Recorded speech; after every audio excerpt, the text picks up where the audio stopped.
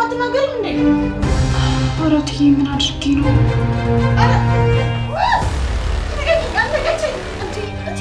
እትዬ ምን እያደረጉ ነው?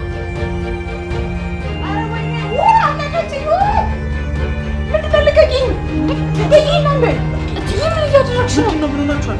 እኔ በቃ አቅም የለኝም፣ አቅመ ደካማ ነኝ። ተይኝ! እንዴ ሰርቼ ልኖርበት? እማዬ ምንድን ነው?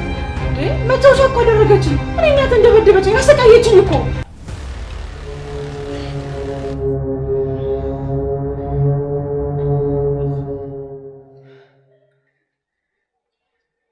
እንዴት ነው ውብ የሆነችው? ጉንጮቹ አሁንም ያው ብርቱካን ናቸው፣ ምንም አልተለወጡ። ፍራቻዋ፣ እይታዋ እስካሁን ቀልብ መስረቃቸውን አላቆሙም። ባቢ እኔ ከዚህ ልጅ ጋር እንዴት እንደምኖር ግራ ገብቶኛል።